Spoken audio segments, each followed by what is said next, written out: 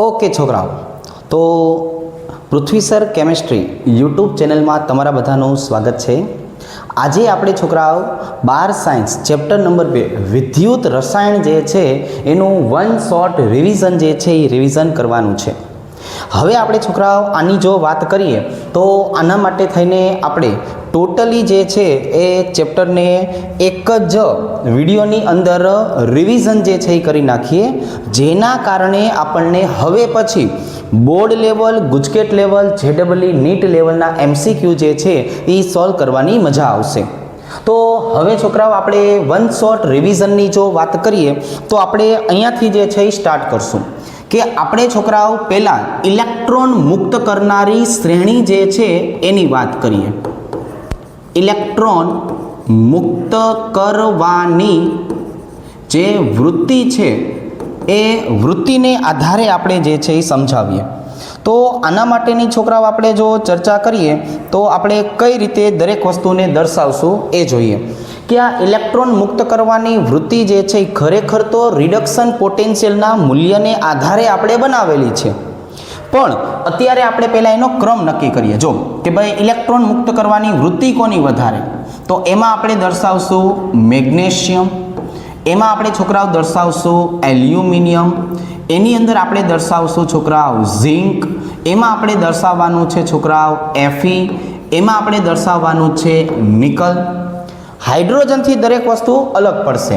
અહીંયા આપણે છતાં પણ દર્શાવીએ છીએ કે અહીંયા આવી જશે હાઇડ્રોજન, હાઇડ્રોજન પછી આવશે કોપર, કોપર પછી આપણને જોવા મળશે સિલ્વર, અને સિલ્વર પછી આપણને જોવા મળવાનું છે ગોલ્ડ.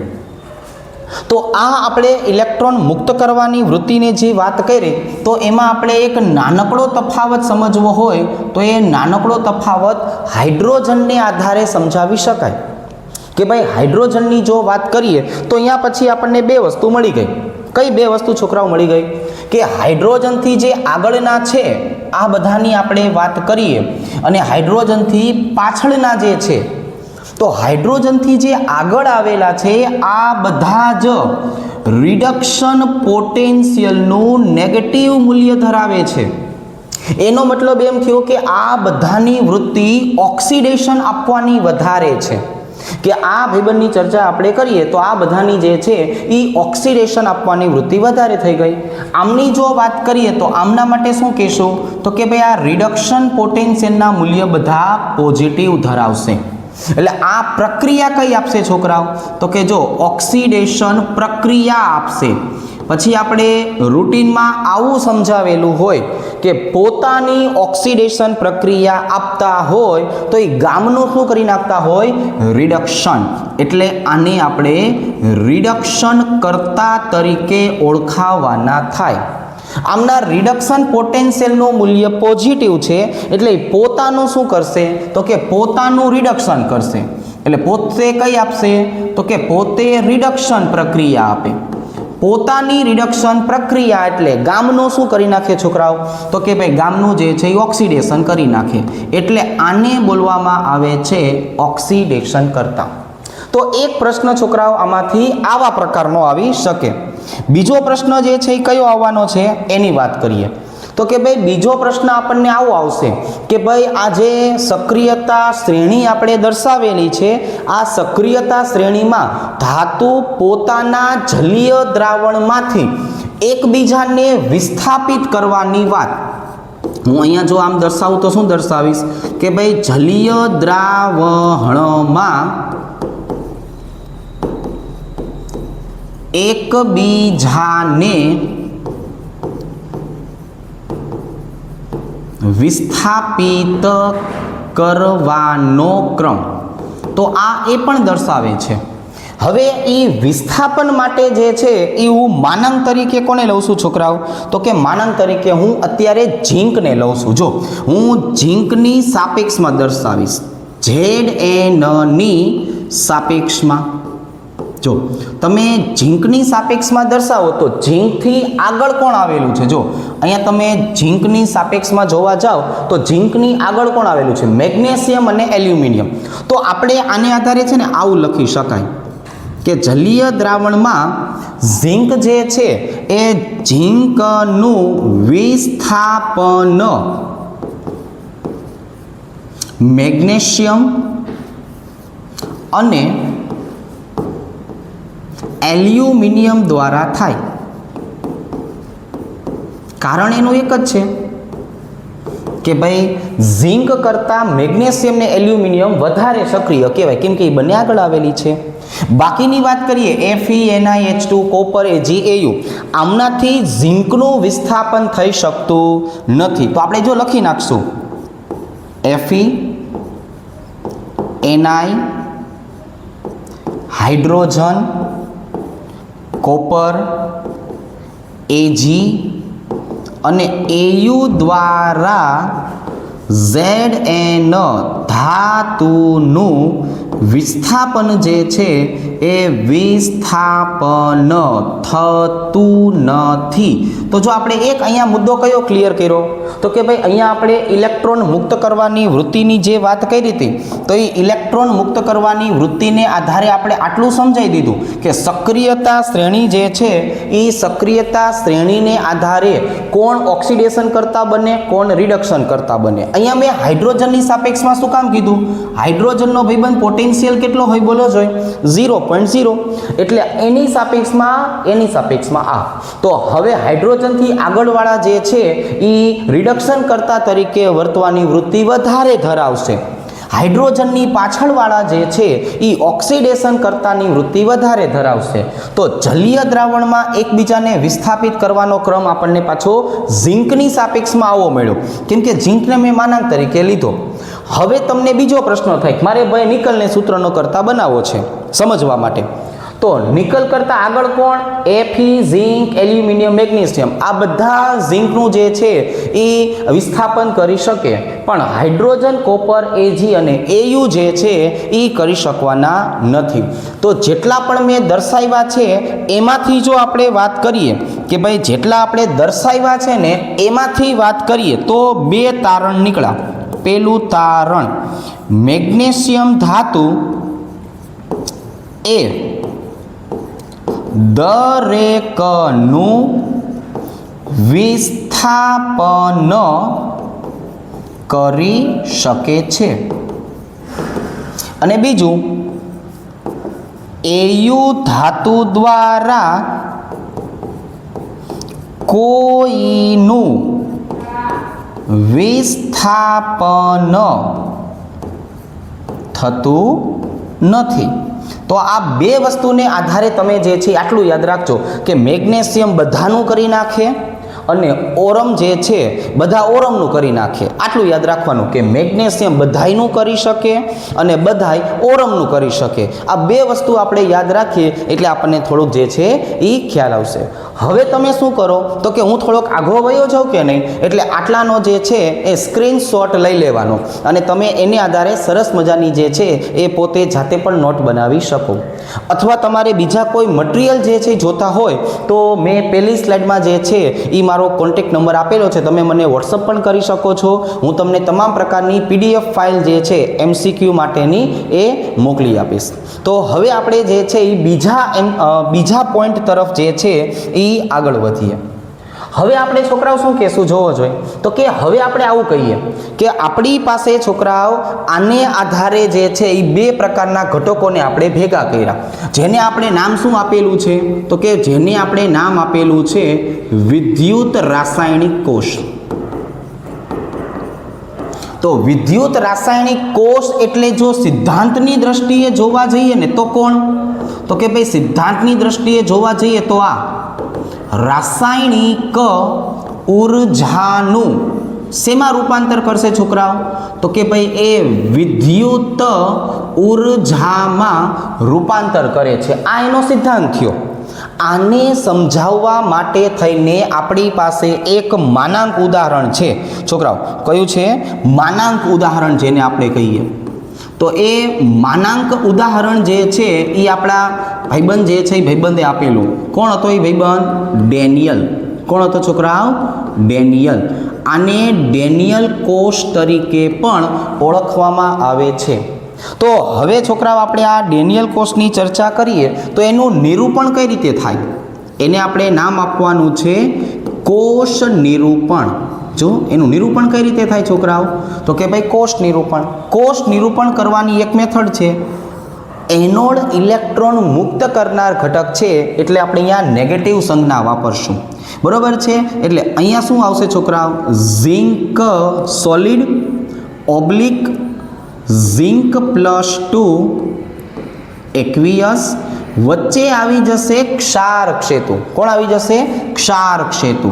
અહીંયા આવી જશે કોણ, copper +2 aqueous oblique copper solid, અને અહીંયા આવી જશે પ્લસ. જો તો આ રીતે આપણે દર્શાવ્યું છોકરાઓ. હવે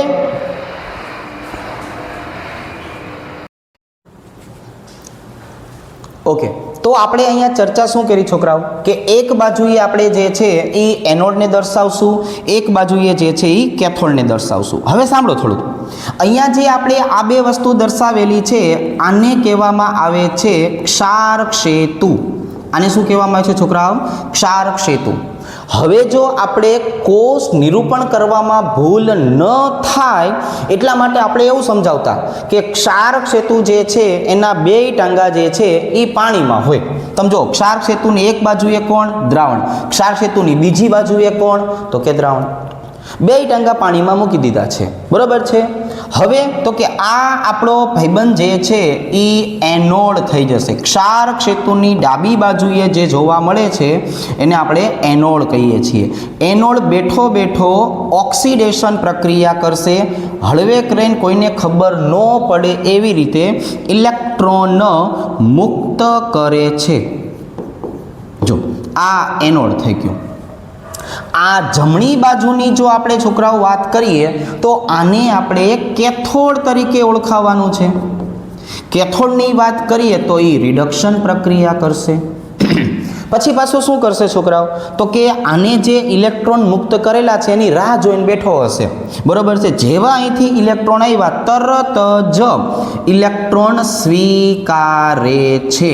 જો ઇલેક્ટ્રોન સ્વીકારે છે તો આપણને ખબર પડી કે એનોડ એટલે કોણ, ઇલેક્ટ્રોન મુક્ત કરે, પોતાનું ઓક્સિડેશન કરે. એટલે હવે પડ્યા ઝિંક ધાતુ જે છે એમાંથી ઝિંકના આયન બનશે. ઝિંકમાંથી જો ઝિંક +2 બનતું હોય તો અહીંયા આપણે લખી શકાય કે ધાતુની પટ્ટીનું વજન ઘટે છે. જો ઝિંક ધાતુની પટ્ટીનું વજન અહીંયા કેવું થાય, ઘટે.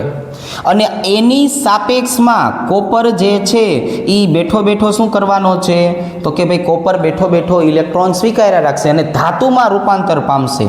તો અહીંયા આપણે શું લખી નાખવાનું છે, તો કે ભાઈ આ ધાતુની પટ્ટીનું વજન વધે છે.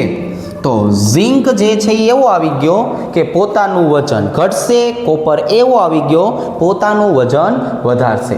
પણ હવે આને જો આપણે વ્યવસ્થિત રીતે દર્શાવવું હોય તો એ દર્શાવવા માટે થઈને જે સમીકરણ બનાવ્યું હતું એ સમીકરણ કોને બનાવ્યું હતું છોકરાઓ, નન્સ નામના વૈજ્ઞાનિકે. એટલે આપણે એને નામ આપી દઈશું છોકરાઓ નન્સ સમીકરણ. હવે જો આ નન્સ સમીકરણની વાત કરીએ અને આપણે રેગ્યુલર કન્ટેન્ટના જે વિડીયો દર્શાવી છીએ એમાં આની તમામે તમામ તારવણી કરેલી છે. અત્યારે આપણે જોવા જઈએ છોકરાઓ તો આવી રીતે નન્સ સમીકરણને દર્શાવશું સહેલી રીતે. કઈ રીતે છોકરાઓ, ઈ સેલ બરાબર E0 cell minus 0.0591/n log અહીંયા હું લખું છું નિપજની સાંદ્રતા છેદમાં આવી જશે પ્રક્રિયકની સાંદ્રતા. હવે તમને બધાને ખ્યાલ છે કે આપણે જ્યારે નન્સ સમીકરણની વાત કરી છોકરાઓ તો આ નન્સ સમીકરણની મેં 4 શક્યતા તમને રૂટીન લેક્ચરમાં સમજાવેલી છે. ચાલો ભાઈ એ 4 શક્યતા જે છે એને આપણે ઇન શોર્ટ દર્શાવીએ. પહેલી શક્યતા કઈ છોકરાઓ, તો કે ભાઈ પહેલી શક્યતા આવશે ધાતુ વત્તા ધાતુ. જો પહેલી શક્યતાની આપણે વાત કરીએ તો પહેલી શક્યતા કઈ છોકરાઓ? ધાતુ વત્તા ધાતુ એટલે કોણ? તો કે એની પાસે આપણું ઉદાહરણ છે ઝિંક વત્તા કોપર. તો આના માટે આપણે નળ સમીકરણ જે છે એ નળ સમીકરણ તો આખું કોમન જ રહેવાનું છે. જો ખાલી ને ખાલી બદલાશે કેટલો ભાગ? તો કે આટલો ભાગ. કેટલો ભાગ બદલાશે છોકરાઓ? તો કે જો આટલો ભાગ. એટલે એને કઈ રીતે આપણે દર્શાવેલું છોકરાઓ? તો કે ભાઈ જ્યારે તમે આનું સદરૂપ આપશો ને ત્યારે આવું જોવા મળશે. લોગ ઝિંક +2 ભાગાકારમાં કોપર +2 એ આવી રીતે.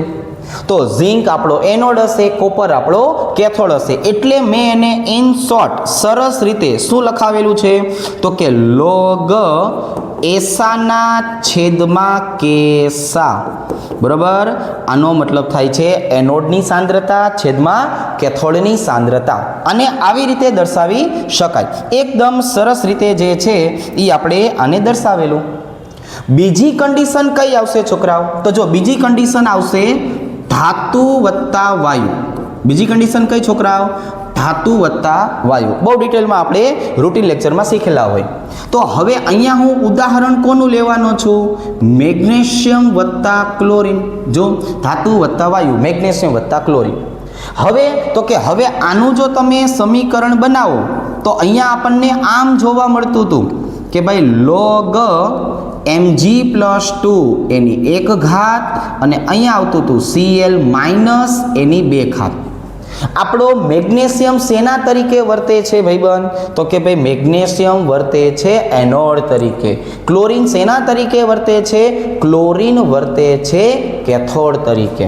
તો આનું મારે સરસ મજાનું સમીકરણ લખવું હોય તો શું કહેવાય? તો કે ભાઈ લોગ એસા ગુણ્યા કેસા. તો હું આને આવી રીતે જે છે એ આવી રીતે દર્શાવી શકું. ચાલો ભાઈ નેક્સ્ટ પાછા આપણે જે છે એ આગળ વધીએ. તો હવે આપણે ત્રીજી કન્ડિશન લેશું. ત્રીજી કન્ડિશન કઈ છોકરાઓ? તો કે ભાઈ ત્રીજી કન્ડિશન આપણી પાસે જોવા મળવાની છે.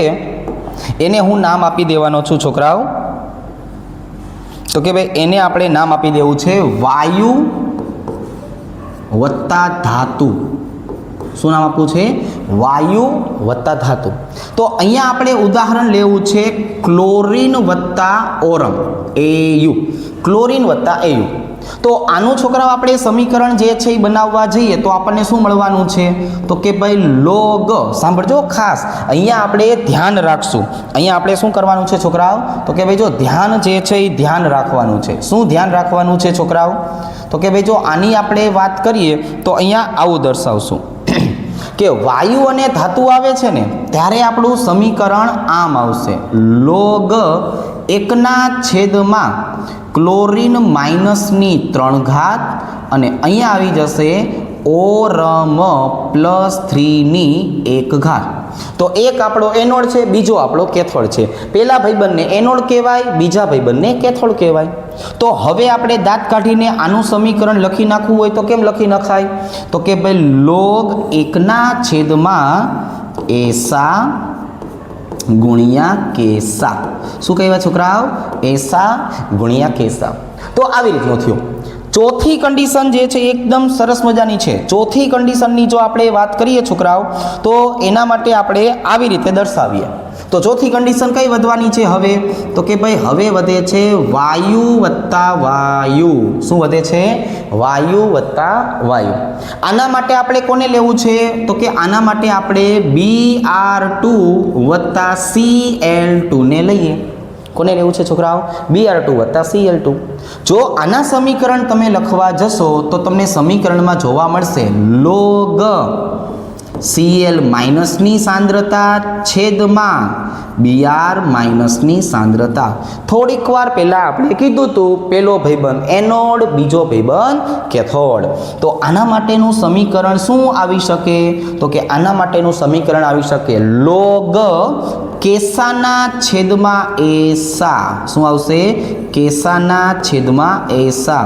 જો આવા પ્રકારના એમસીક્યુ જેડબલ્યુ નીટમાં છોકરાઓ પૂછાતા રહેતા હોય છે, બોર્ડ અને ગુજકેટમાં પૂછાતા રહેતા હોય છે. જરાક ધ્યાન રાખી લેવાનું કે કન્ડિશન કઈ આપેલી છે. તમને જે કન્ડિશન આપેલી હોય ને એના ઉપર વધારે ફોકસ રાખવાનું. ધાતુ વત્તા ધાતુ હોય તો છેલ્લે શું આવશે? લોગ એસાના છેદમાં કેસા. ધાતુ વત્તા છોકરાઓ વાયુ આપેલું હોય તો છેલ્લું આપણું સમીકરણ શું આવી જશે? બોલો જોઈ. તો કે લોગ એસા ગુણ્યા કેસા. છોકરાઓ વાયુ વત્તા ધાતુ આવેલું હોય તો અહીંયા આવી જશે લોગ એકના છેદમાં એસા ગુણ્યા કેસા. અને છેલ્લી કન્ડિશન હતી છોકરાઓ વાયુ વત્તા વાયુ, તો અહીંયા આપણને શું મળવાનું છે? લોગ કેસાના છેદમાં એસા. જો આવી રીતે.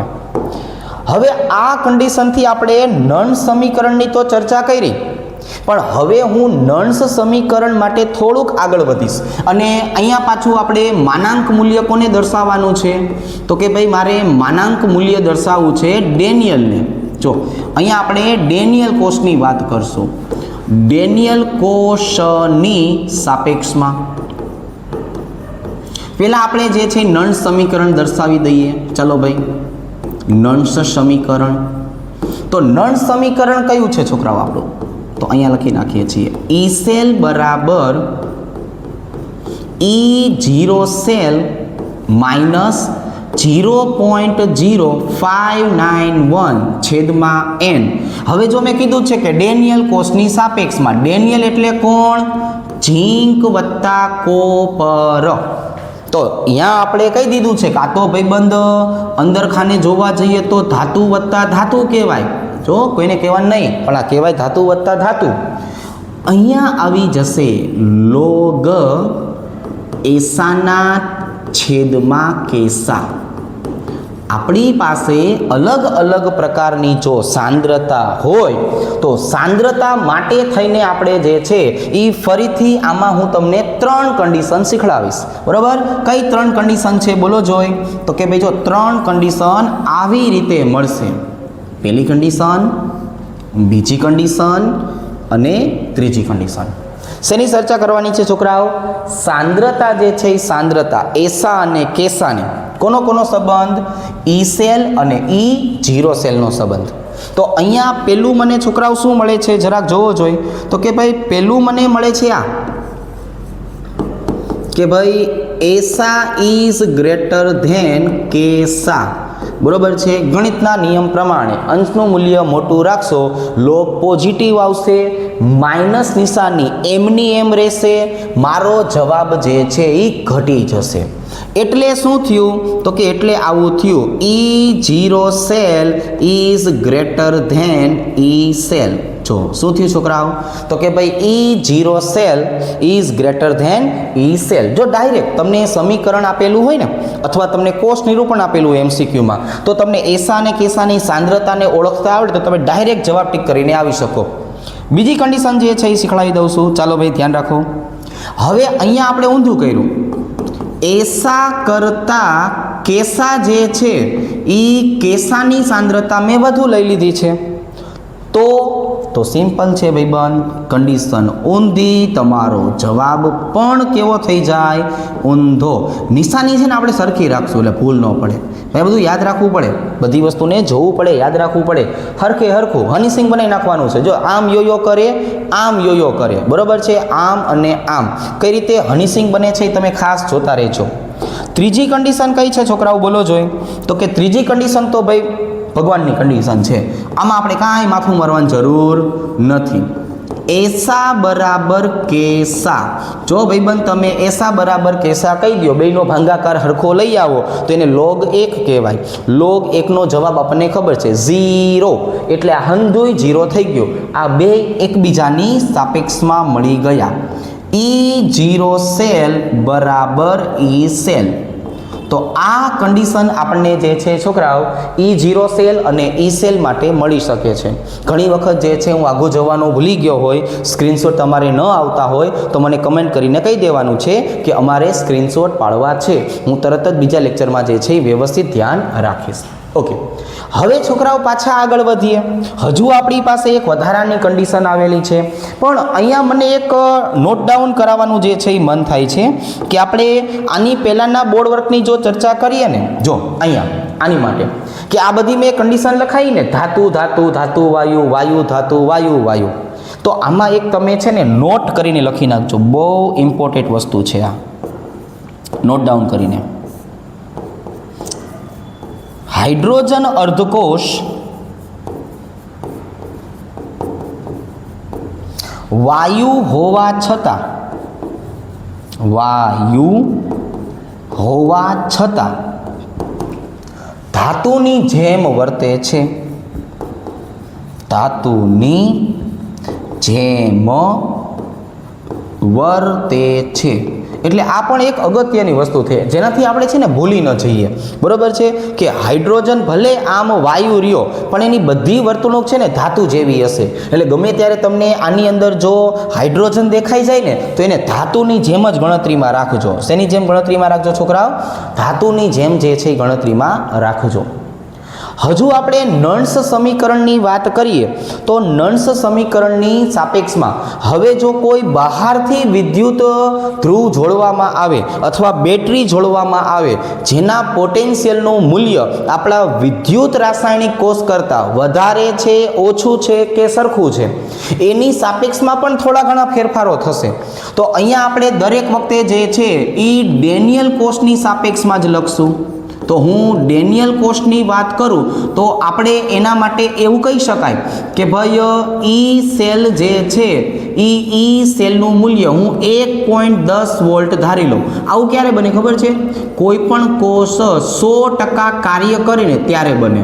બરોબર? આવું હકીકતમાં કોઈ દી થાય નહીં, પણ આપણે ઓલો બહારથી જોડવાનો છે ને એટલા માટેની વાત છે. તો ઈ સેલનું મૂલ્ય 1.10 મેં ખાલી ધારવા માટે કીધેલું છે. પણ જો તમે બહારથી જોડો છો ને તો એને EXT કહેવાય. EXT નો મતલબ શું થયો? એક્સટર્નલ. આ એક્સટર્નલ એટલે કોણ? બાહ્ય જોડાણ કરેલ બેટરી. આપણે હું બેટરી તરીકે દર્શાવશું. બરોબર છે? આપણે કોઈ ચશ્મો કહેતા હોય ને ડબલ બેટરી, સિંગલ પાવર, આ બેટરીની વાત છે. તો હવે આની અંદર જો કેટલી કન્ડિશન આવી શકે છે છોકરાઓ? તો આની અંદર પણ આપણને 3 કન્ડિશન જોવા મળશે. આ પણ MCQ માટે અગત્યની વસ્તુ છે.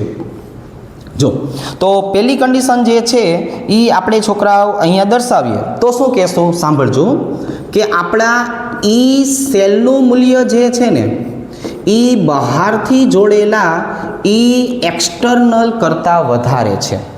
આપણો પોતાનો જે ઈ સેલ છે એનું મૂલ્ય ઈ એક્સટર્નલ કરતાં કેવું છે? વધારે છે. તો આનો મતલબ સિમ્પલ કે આ આપણો ભાઈબંધ શેના તરીકે વર્તે છે? તો કે આ વર્તવાનો છે વિદ્યુત રાસાયણિક કોષ તરીકે. કારણ કે આપણું પોતાનું મૂલ્ય વધારે હોય, બહારથી આપેલાનું ઓછું હોય તો મૂળ પ્રકૃતિ જળવાઈ રહે. એટલે વિદ્યુત રાસાયણિક કોષ તરીકે વર્તે. અહીંયા 2 વસ્તુ જે છે એ નોટિસ કરવાની છે. પહેલી વસ્તુ, એનો મતલબ ઇલેક્ટ્રોન ક્યાંથી ક્યાં જશે છોકરાઓ? તો કે ઇલેક્ટ્રોન ઝીંકથી કોપર તરફ જશે. ફિઝિક્સના નિયમ પ્રમાણે ઇલેક્ટ્રોન જ્યાં જાય વિદ્યુત પ્રવાહ જે છે એ એના કરતાં ઊંધા હાલે. એટલે વિદ્યુત પ્રવાહ ક્યાંથી ક્યાં જશે? કોપરથી ઝિંક બાજુ જશે. હવે તો કે ભાઈ ઝિંક ધાતુની વાત કરીએ તો ઝિંક ધાતુનું વજન કેવું થશે? અહીંયા ઘટે. કોપરની વાત કરીએ તો કોપર ધાતુનું વજન કેવું થવાનું છે છોકરાઓ? તો કે એ વધે. સમજો છો ને? હવે કન્ડિશન 2. હવે જો બહારથી જોડેલો પોટેન્શિયલ વધારે હોય એટલે કે આપણા ઈ સેલના મૂલ્ય કરતાં બહારથી જોડેલું EXT મૂલ્ય જે છે એ વધી ગયું છે. તો જો બહારથી અંદર આવતું હોય ને તો આ કેમ કરવું પડે? હવે એ એમ કહેશે કે હવે ભાઈબંધ તમારું હલવા દઈશ નહીં. એટલે આપણને શું બનાવી નાખશે? વિદ્યુત વિભાજન કોષ બનાવી દેશે. વિદ્યુત વિભાજન કોષમાં આપણે શીખાતા ને કે બહારથી બેટરી જોડો એટલે પ્રક્રિયા અંદર ઉલટાઈ જાય. તો હવે અહીંયા બધું ઊંધું ઊંધું થઈ જશે. ઇલેક્ટ્રોનની દિશા કઈ આવી જશે છોકરાઓ, બોલો જોઈ? કોપરથી ઝિંક તરફ. વિદ્યુત પ્રવાહ જે છે એ વિદ્યુત પ્રવાહની દિશા કેવી થઈ જશે? ઝિંકથી કોપર તરફ. જો બધું ઊંધું થઈ ગયું. અહીંયા તો કે અહીંયા ઝિંક ધાતુનું વજન ઘટે છે. અને કોપરની વાત કરી તો લખશું ભાઈબંધ પાછું કે કોપરનું વજન વધે છે. જો આવી રીતે આ બીજી કન્ડિશન થઈ. ત્રીજી કન્ડિશનની છોકરાઓ આપણે વાત કરીએ તો ત્રીજી કન્ડિશનને કઈ રીતે દર્શાવશું? તો કે ત્રીજી કન્ડિશન ભગવાનની કન્ડિશન. એમાં આપણે કાંઈ માથું મારવાનું થતું નથી. એટલે કે ઈ સેલ બરાબર ઈ એક્સટર્નલ. હવે જો ભાઈબંધ ઈ એક્સટર્નલની આપણે વાત કરીએ, બે હરખા હોય તો આપણે લખી નાખશું સંતુલન સ્થિતિ. સંતુલન સ્થિતિ એ શું થાય એ હવે બહારથી જોડેલો કોષ જાણે અને આપણો વિદ્યુત રાસાયણિક કોષ જાણે. આપણે એમાં માથું મારવા જવાનું થતું નથી. તમે જરાક સ્ક્રીનશોટ લઈ લેજો. હવે સાંભળો ભાઈબંધ, હવે આ વસ્તુની આપણે ચર્ચા કરી ને, હવે શું કરશું કે વિદ્યુત રાસાયણિક કોષ, ડેનિયલ કોષ, એની જો આપણે વાત કરીએ તો એનાથી બીજા કયા કયા મૂલ્ય જે છે એ મેળવી શકાશે. તો એના માટેની વાત કરીએ ને તો જો આપણે થોડા ઘણા ભાગ પાડીએ. પહેલા નંબરની આપણે વાત કરીએ તો આપણે પહેલા નંબરે શેની વાત કરવી છે? તો કે આપણે વાત કરીએ મુક્ત ઉર્જા. ચાલો, તો પહેલાં આપણે મુક્ત ઉર્જાની ચર્ચા કરશું. તો આપણો મુક્ત ઉર્જા સાથેનો સંબંધ કેવો છે? તો જો આપણે દર્શાવી દઈએ, ડેલ્ટા જી ડિગ્રી બરાબર -NFE0 સેલ. બંનેને આપણે પ્રમાણિત અવસ્થામાં રાખ્યા. ઓળખાણ આપવાની જરૂર ખરા? હા પડાવશો એમ આપી દઈએ. ડેલ્ટા જી ડિગ્રી એટલે કોણ? તો લખી નાખવાનું મુક્ત ઉર્જાનો ફેરફાર. છોકરાઓ સાંભળ્યું બધાએ? મુક્ત ઉર્જાનો ફેરફાર. એન એટલે કોણ? ઇલેક્ટ્રોનનો ફેરફાર. ચાલો, એફ એટલે કોણ? ફેરાડે અચળાંક. કોણ કહેવાય? ફેરાડે અચળાંક. કિંમત કઈ રાખવી છે? હાલો ને લખી નાખી. આવે કર્યું એ કામ છોકરાઓ.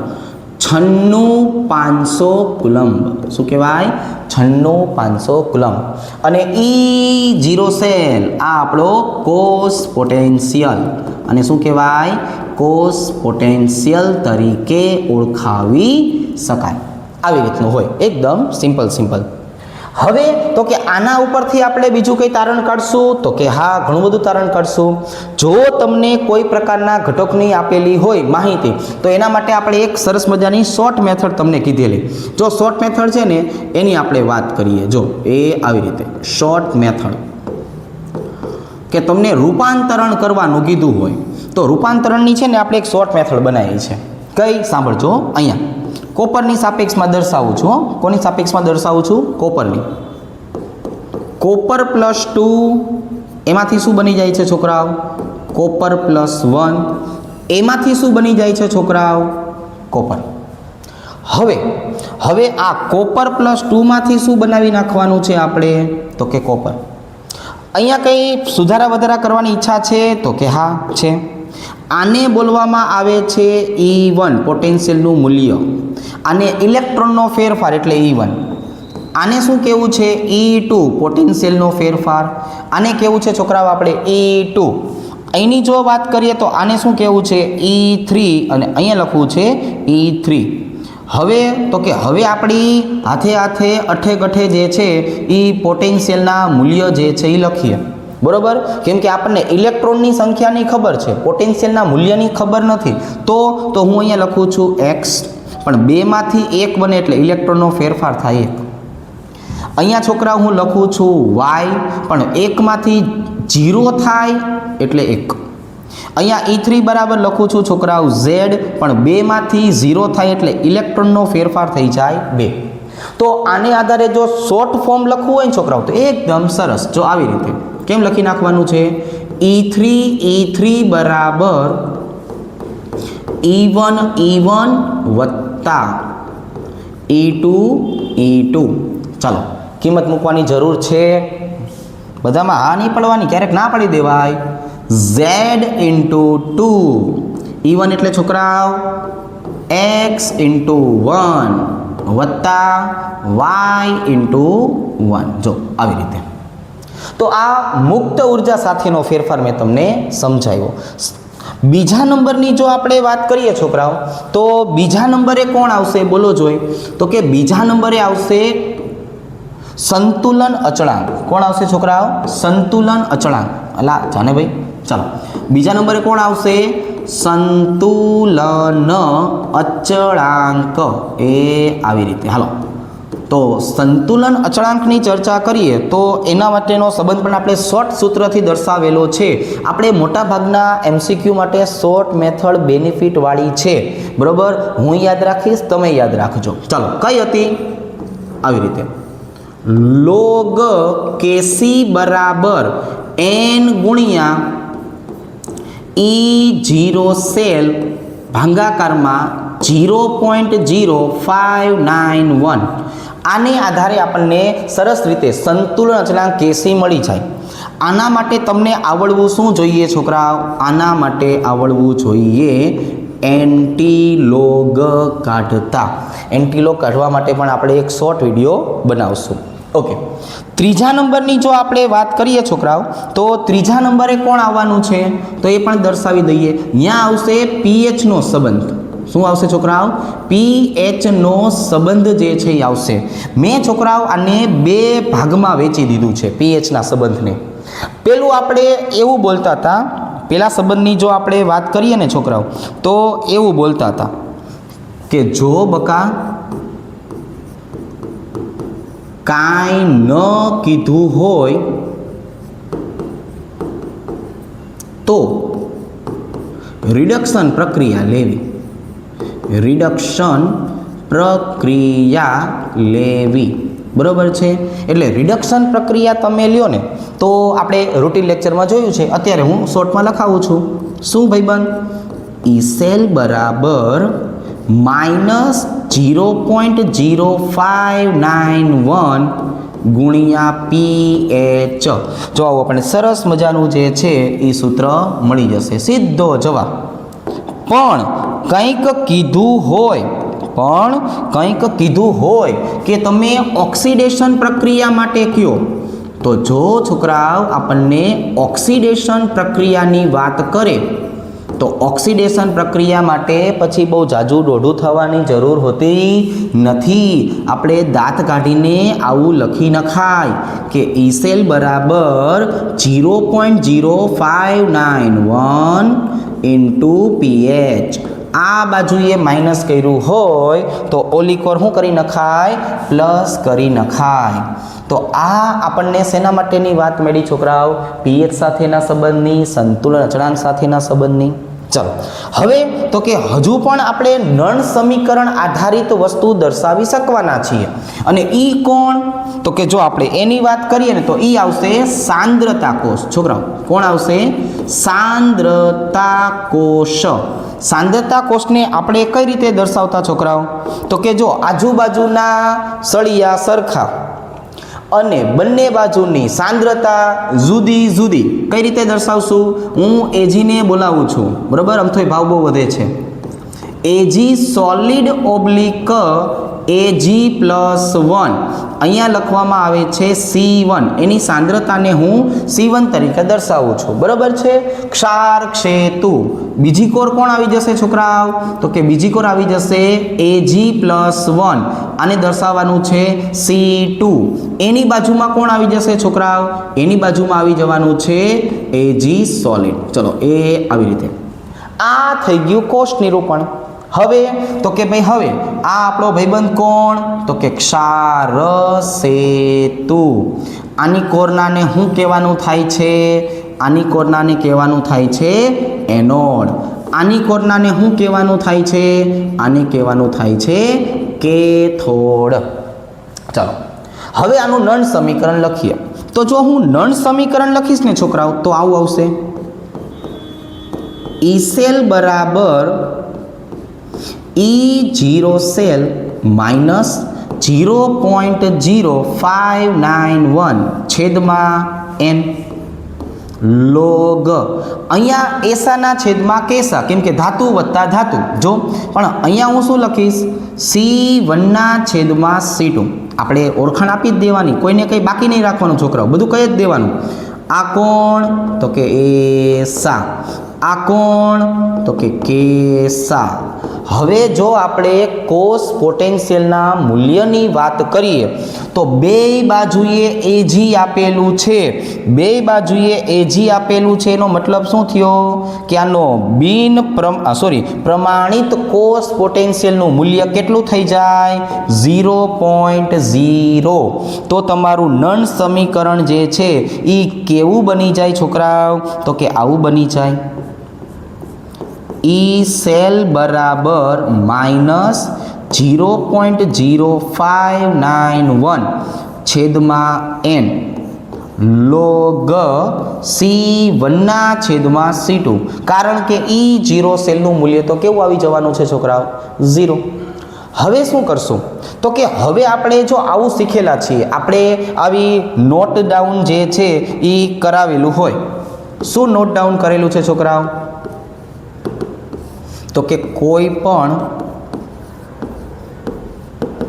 કોષ કાર્યરત હોય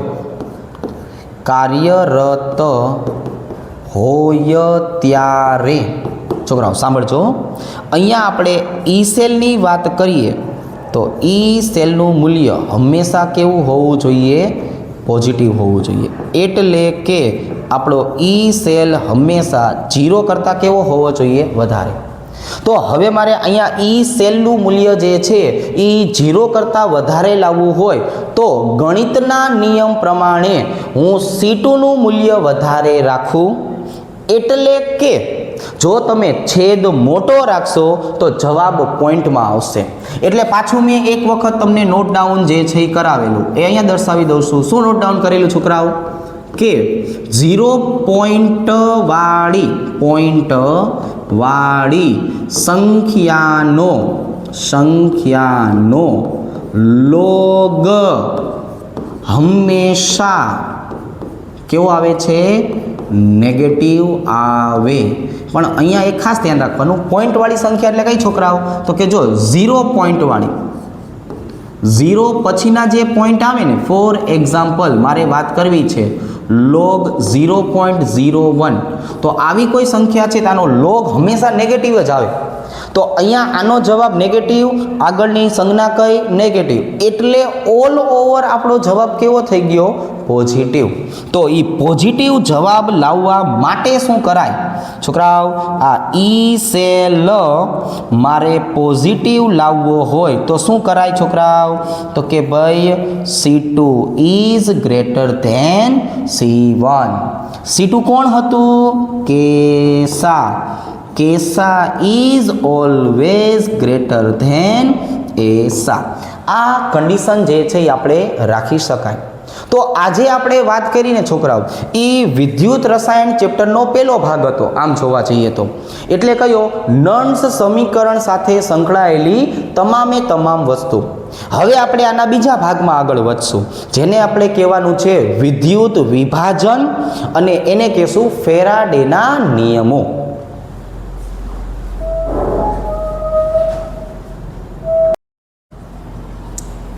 ઓકે, તો હવે છોકરાઓ પાછું શું કરીએ, પદાર્થનું વર્ગીકરણ કરીએ. જો આપણે કોઈ પણ પદાર્થની વાત કરીએ ને તો આવી રીતે દર્શાવશું કે ભાઈ પદાર્થ જે છે એને 3 ભાગ જે છે એ 3 ભાગમાં આપણે વેચી શકાય. કયા કયા 3 ભાગની આપણે વાત કરવાની છે છોકરાઓ, તો કે પહેલું આવશે વાહક પદાર્થો, બીજું આવશે છોકરાઓ અવાહક પદાર્થો, અને ત્રીજું આવશે છોકરાઓ અર્ધવાહકો. જો આ 3 પ્રકારના પદાર્થ જે છે એની જો આપણે ચર્ચા કરીએ છોકરાઓ, તો એના માટે થઈને આપણે જે છે એ શું સમજાવશું, તો કે જો આવી રીતે સમજાવશું. વાહકનો મતલબ શું થયો? જેમના માટે એમની વાહકતા જીનું મૂલ્ય મેક્સિમમ છે અને અવરોધનું મૂલ્ય મિનિમમ છે, આને વાહક તરીકે દર્શાવી શકાય. અવાહકનો મતલબ શું થયો છોકરાઓ? તો કે ભાઈ આમના માટે એમની વાહકતા જે છે એ મિનિમમ થઈ જશે અને એમનો અવરોધ જે છે એ મેક્સિમમ થશે. આ બીજી વસ્તુ થઈ. અર્ધવાહક માટે આપણે એવો શબ્દ નહીં વાપરીએ. અર્ધવાહક માટે આપણે શબ્દ વાપરવાનો છે ડોપિંગ. ડોપિંગ શબ્દનો આમ જોવા જઈએ તો મતલબ થાય છે અશુદ્ધિ ઉમેરવી. જો આનો આપણે શું મતલબ કીધો? અશુદ્ધિ ઉમેરવી. તો મોટા ભાગની આપણે ચર્ચા કરીએ છોકરાઓ, તો કે ભાઈ ધાતુઓ જે છે, ધાતુઓ અને મિશ્ર ધાતુ જે છે એ મિશ્ર ધાતુ આવા વાહક પદાર્થો તરીકે જે છે એને ગણતરીમાં લઈ શકાય. આમની જો છોકરાઓ આપણે ચર્ચા કરીએ તો આવી રીતે ચર્ચા કરશું. કઈ રીતે છોકરાઓ? કે ભાઈ આ ધાતુઓ અને મિશ્ર ધાતુઓ જે છે એ એટલી બધી હદે વાહક હોય છે જે 0 થી લઈને 15 કેલ્વિન સુધી જે છે એ વાહકતા દર્શાવી શકે છે. હવે એ જ વસ્તુની વાત કરીએ કે ભાઈ અવાહકોની અંદર કોણ હોઈ શકે છોકરાઓ? તો કે અવાહકની અંદર આપણને જોવા મળી શકે છે અધાતુઓ જે છે, અધાતુ અને મિશ્ર ધાતુના ઓક્સાઇડ. એટલે અહીંયા હું લખું છું મિશ્ર ઓક્સાઇડ. આમની પણ છોકરાઓ આપણે જો ચર્ચા કરીએ તો આમને પણ આપણે વાહકતાના રૂપમાં દર્શાવી શકાય. પણ આ ક્યારે વાહકતાના રૂપમાં જોવા મળે છે? 150 કેલ્વિનથી ઊંચા તાપમાને. આ બધું પણ દર્શાવશે, પણ ક્યારે દર્શાવશે છોકરાઓ? 150 કેલ્વિનથી ઊંચા તાપમાને જઈએ ને ત્યારે આપણને આ વસ્તુ જોવા મળે છે. હવે પાછા આપણે છોકરાઓ વાત કરીએ અર્ધવાહકોની. તો જો અર્ધવાહકોમાં આપણે ખાસ કરીને કોનો ઉપયોગ કરતા હોઈએ છીએ? સિલિકોન અને જર્મેનિયમનો. સિલિકોન અને જર્મેનિયમ. તો આમનો ખાસ જે છે એ અર્ધવાહક તરીકે ઉપયોગ થતો હોય છે. આપણને ખ્યાલ છે કે ભાઈ કોમ્પ્યુટરની સર્કિટો હોય તો સર્કિટની અંદર આપણે એનો ઉપયોગ કરતા હોઈએ છીએ. હવે આપણે છોકરાઓ પાછા જો આગળ વધીએ તો આના માટે આપણે શબ્દ વાપર્યો તો ડોપિંગ. અને ડોપિંગના કારણે જે છે એ 2 પ્રકારના ઘટકો બની શકે, NPN અને PNP પ્રકારના. મતલબ 2 પ્રકારનું ડોપિંગ થઈ શકે. કેટલા પ્રકારનું ડોપિંગ થઈ શકે છોકરાઓ? તો કે ભાઈ 2 પ્રકારનું ડોપિંગ થઈ શકે. એકને આપણે નામ આપીએ છીએ ટ્રાઇવેલેન્ટ અને બીજાને આપણે નામ આપીએ છીએ પેન્ટાવેલેન્ટ. તો આ 2 પ્રકારનું જે છે એ ડોપિંગ જે છે એ ડોપિંગ આપણે કરતા હોઈએ છીએ. રેડી છોકરાઓ? ચાલો, આ આની વાત હતી. પછી પાછા આપણે એક અપવાદવાળી વસ્તુમાં જે છે એ આવીએ તો અપવાદવાળી વસ્તુ શું થઈ? જે અપવાદ હોય ને એ કેમિસ્ટ્રીમાં ખાસ યાદ રાખવાનું હોય. અપવાદનો મતલબ શું થાય છોકરાઓ? એને અલગ રીતે વ્યવસ્થિત સમજાવવું પડશે. તો અપવાદમાં શું જોવા મળશે ખબર છે? તો અહીંયા જોવા મળશે ગ્રેફાઇટ. ગ્રેફાઇટ જે છે એ અધાતુ હોવા છતાં પણ એ ધાતુની જેમ વાહકતા દર્શાવે છે. કાર્બન બ્લેક પણ આનું ઉદાહરણ હોઈ શકે છે અને અમુક પ્રકારના પોલિમર પદાર્થો જે છે એ પણ આના ઉદાહરણ જે છે એ ઉદાહરણ હોઈ શકે છે. સ્ક્રીનશોટની આપણે વાત કરીએ તો તમે એને સ્ક્રીનશોટ લઈ શકો છો. હવે તો કે હવે છોકરાઓ પાછા જો આગળ વધીએ ને તો આપણે શેની ચર્ચા કરશું? તો કે ભાઈ વિદ્યુતના વહનની ચર્ચા કરીએ. ચાલો, અહીંયા હું દર્શાવું છું વિદ્યુતનું વહન. તો વિદ્યુતનું વહન આમ જોવા જઈએ ને તો 2 રીતે થશે. સાંભળો, કેટલી રીતે થાય છોકરાઓ? 2 રીતે થાય. કઈ 2 રીત? તો કે એક આપણને વિદ્યુતનું વહન જોવા મળશે ધાતુઓમાં. ધાતુઓમાં વિદ્યુતનું વહન, ચલો એ આવી રીતે. અને બીજું આપણને છોકરાઓ જોવા મળશે દ્રાવણની અંદર. દ્રાવણમાં વિદ્યુતનું વહન. જો આ બે વસ્તુની આપણે ચર્ચા કરીએ. હવે આ બે વસ્તુની ચર્ચા કરીને છોકરાઓ તો ફરીથી પાછું આપણે શું કહેશું ખબર છે? ફરીથી આપણે આવી રીતે સમજાવશું છોકરાઓ. ધ્યાન આપો હાલો કે ભાઈ જો ધાતુઓમાં વિદ્યુતનું વહન થાય ને તો એ ઇલેક્ટ્રોન દ્વારા થાય. એટલે આને બોલવામાં આવે છે ઇલેક્ટ્રોનીય વહન. આને શું બોલવામાં આવે છે? ઇલેક્ટ્રોનીય વહન તરીકે દર્શાવવામાં આવે છે. દ્રાવણમાં વિદ્યુતનું વહન થાય તો આયન દ્વારા થાય. શેના દ્વારા થાય? આયન દ્વારા. એટલે આને છોકરાઓ આપણે શેના તરીકે ઓળખાવશું? આયનીય વહન જે છે એ આયનીય વહન તરીકે દર્શાવી શકાય.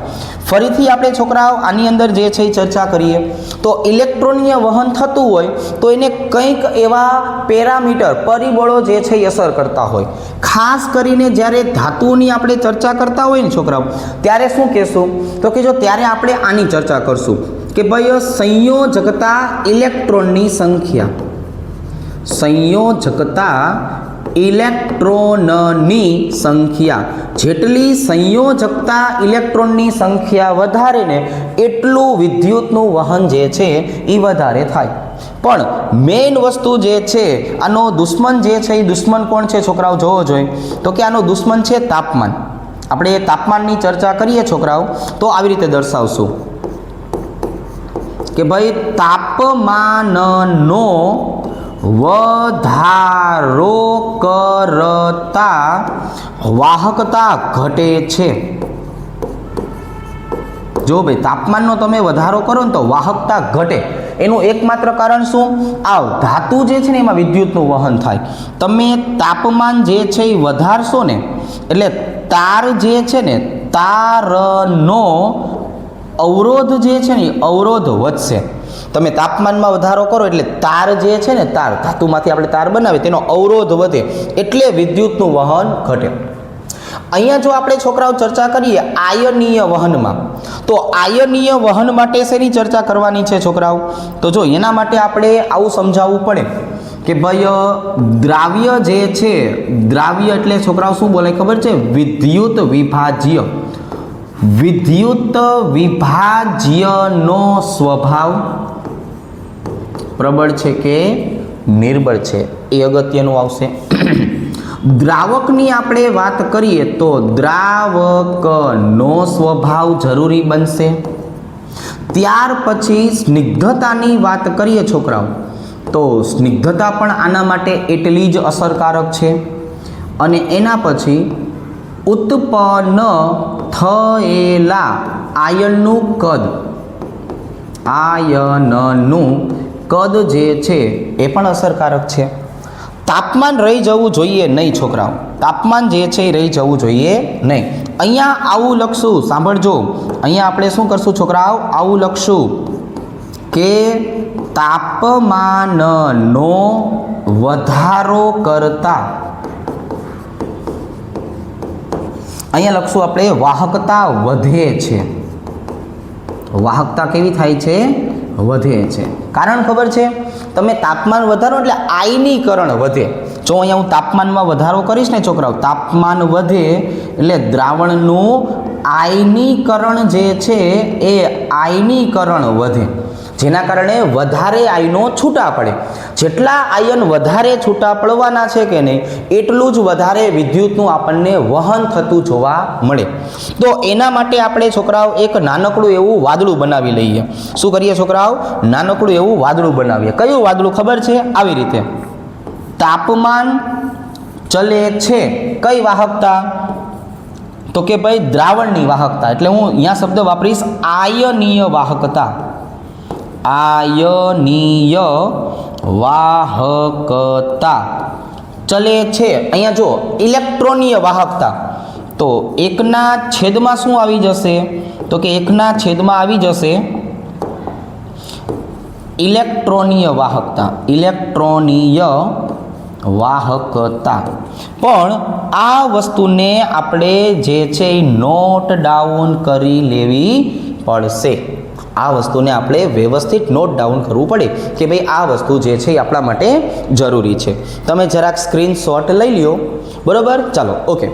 હવે પાછું શું કરીએ છોકરાઓ ખબર છે? તો કે ભાઈ આગળ વધીએ. આગળ વધીએ અને શું કરશું છોકરાઓ? તો કે ભાઈ વિદ્યુત વિભાજનની ચર્ચા કરશું આપણે. શેની ચર્ચા કરશું છોકરાઓ? આપણે વિદ્યુત વિભાજનની.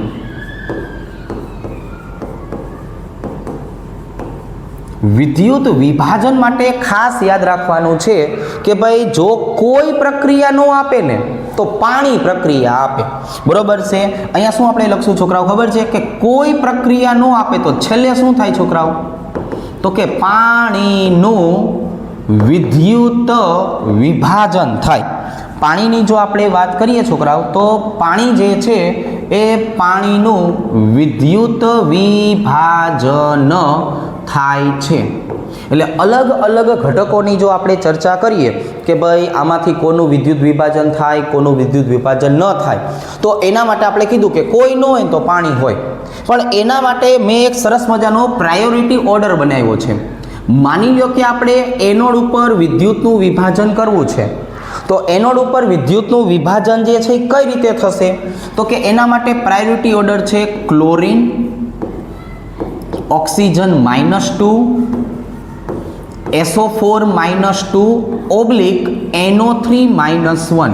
વધારે ડિટેલમાં જાણવું હોય તો આપણે જ્યારે લોંગ લેક્ચર જે છે એ ભણતા હોઈએ છીએ કમ્પ્લીટ થિયરીના, ત્યારે આપણને જાણવા મળશે. હવે એ જ વસ્તુ કેથોડની વાત કરીએ તો કેથોડ ઉપરનો ક્રમ કયો છોકરાઓ? તો કેથોડ ઉપરનો ક્રમ છે ઓરમ. ઓરમ પછી કોણ જોવા મળશે? સિલ્વર. સિલ્વર પછી કોણ જોવા મળશે? કોપર. કોપર પછી કોણ જોવા મળશે? હાઇડ્રોજન. અને હાઇડ્રોજન પછી છેલ્લે કોણ જોવા મળશે? સોડિયમ. બરાબર, Na+ આયન. વીજભારની વાત કરીએ તો કોપર +2 હોય છે, Ag+1 હોય છે અને Au+3 હોય છે. આ બે વસ્તુનું વિદ્યુત વિભાજન જે છે એ તમને મદદરૂપ જે છે એ વધારે થશે. હવે સાંભળો છોકરાઓ, આમાં આપણે જે વિદ્યુત વિભાજન કરીએ છીએ એટલે આપણે આમાં બે વસ્તુ ખાસ યાદ રાખશું. જો હું બે વસ્તુ ઉપર વધારે ફોકસ કરું છું, એમાં એક આવે છે NaCl નું સાંદ્ર જલીય દ્રાવણ. સાંદ્ર જલીય દ્રાવણ આવી રીતે. અને બીજું કોણ આવે છે છોકરાઓ? તો કે ભાઈ બીજું આવે છે કોપર સલ્ફેટનું દ્રાવણ. પણ ક્યારે? જ્યારે તમારી પાસે સક્રિય વિદ્યુત ધ્રુવ આપેલા હોય ને, નિષ્ક્રિય. અહીંયા આવશે છોકરાઓ કે જ્યારે આપણી પાસે નિષ્ક્રિય વિદ્યુત ધ્રુવ આવેલા હોય કે નહીં, ત્યારે આ બે વસ્તુને ખાસ યાદ રાખજો. હવે આમાં શું યાદ રાખવાનું છે? તો કે ભાઈ આમાં આપણે આવું યાદ રાખશું કે ભાઈ એનોડ ઉપર કઈ નિપજ મળશે? તો કે ભાઈ સ્વાભાવિક છે ક્લોરીન વાયુ. કેથોડ ઉપર જે છે એ શું મળવાનું છે? તો કે ભાઈ ફરીથી સ્વાભાવિક છે હાઇડ્રોજન વાયુ. જો પ્રાયોરિટી થઈ કે સોડિયમ હોય તો આપણે બે ઓપ્શન છે, સોડિયમ અને હાઇડ્રોજન. તો વધારે પ્રક્રિયા કોણ આપે? તો કે ભાઈ હાઇડ્રોજન. હવે ક્લોરીન અને ઓક્સિજન હોય તો સ્વાભાવિક છે વધારે પ્રક્રિયા કોણ આપે? ક્લોરીન. તો અહીંયા મને એનોડ ઉપર ક્લોરીન મળશે, કેથોડ ઉપર હાઇડ્રોજન વાયુ મળશે. પણ જે યાદ રાખવાનું છે જેના કારણે દ્રાવણમાં શું બને છે છોકરાઓ? જેના કારણે દ્રાવણમાં NaOH બને છે કેથોડની પાસે. ક્યાં બને છે છોકરાઓ? દ્રાવણમાં NaOH બને છે. ક્યાં? કેથોડની પાસે. NaOH બને તો શું થાય? તો કે ભાઈ આમની pH નું મૂલ્ય 7 કરતાં વધી જાય. અને જો તમે આની અંદર ફિનોલ્ફથેલિન નાખશો ને, ફિનોલ્ફથેલિન, તો તરત જ આપણો ભાઈબંધ ગુલાબી રંગ આપી દેશે. કયો રંગ આપી દેશે છોકરાઓ? ગુલાબી રંગ જે છે એ ગુલાબી રંગ આપી દેશે. જો એ આવી રીતે. તો આ રંગ પણ જાણવા જરૂરી છે, pH નું મૂલ્ય પણ જાણવું જરૂરી છે. હવે અહીંયા આવતા રહ્યો. હવે કોપર સલ્ફેટની મેં ચર્ચા કરી છોકરાઓ, તો એની અંદર શું થયું તો કે એનોડ ઉપર કયો વાયુ મળશે? જો અહીંયા હવે જોવો જોઈએ, SO4 અને ઓક્સિજન હોય તો, કેમ કે કોઈ ન હોય તો પાણી છે, તો અહીંયા એનોડ ઉપર મને ઓક્સિજન વાયુ મળશે. કોણ મળશે? ઓક્સિજન વાયુ. અને અહીંયા છોકરાઓ આપણે કેથોડની વાત કરીએ તો કોણ આવી જશે? તો કે અહીંયા જો તો કોપર ધાતુ પોતે આવશે. શું કામ? કેમ કે કોપર અને હાઇડ્રોજન હોય તો કોપરની વૃત્તિ વધારે છે.